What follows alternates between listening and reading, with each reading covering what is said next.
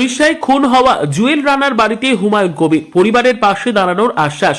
ওড়িশার সম্বলপুরে 24শে ডিসেম্বর রাতে বিজেপি সমর্থিত দুষ্কৃতীদের হাতে প্রাণ হারান মুর্শিদাবাদের সুতি বিধানসভার চকবাহাদুরপুর গ্রামের যুবক জুয়েল রানা। মর্মান্তিক এই ঘটনার পর গোটা এলাকায় শোকের ছায়া নেমে আসে। আজ নিহত জুয়েল রানার বাড়িতে গিয়ে তার পরিবারের সঙ্গে সাক্ষাৎ করেন হুমায়ুন কবির।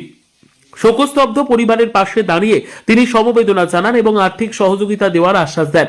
এদিন জুয়েল রানার মা দাবি করেন, আমার ছেলে তো আর ফিরে আসবে না, এখন আমাদের পরিবারের ভবিষ্যতের জন্য অন্তত একটি সরকারি চাকরির ব্যবস্থা করে দেওয়া হোক। হুমায়ুন কবির জানান তিনি রাজ্য ও কেন্দ্র সরকারের কাছে আবেদন জানাবেন। পাশাপাশি তিনি বলেন, রাজ্যের সমস্ত পরিযায়ী শ্রমিকদের নিরাপত্তা নিশ্চিত করা অত্যন্ত জরুরি। পরিযায়ী শ্রমিকদের ওপর যে কোনো ধরনের অত্যাচারের বিরুদ্ধে কঠোর ব্যবস্থা গ্রহণের দাবি জানান তিনি। এই ঘটনাকে কেন্দ্র করে এলাকায় ক্ষোভ ও উদ্বেগের পরিবেশ তৈরি হয়েছে।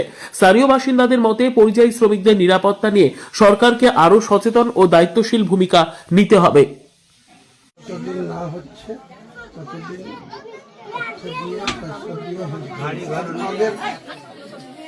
এই যে আমার বোনটাকে সাহায্য করতো, আমার জামাইদা নেই, কিন্তু আমার ছোট বোন ওর মারা গেছে 1.5 বছর। বলতো, মাসি আপনার কি লাগবে, মোবাইলে রিচার্জে 300 টাকা লাগে, আমার বোনকে সাহায্য করি। মাসি আপনার চাই নাই,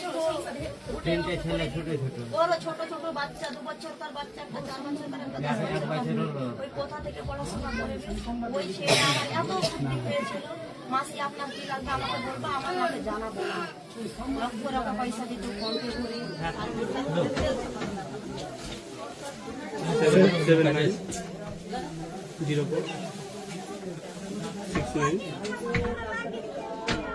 করে।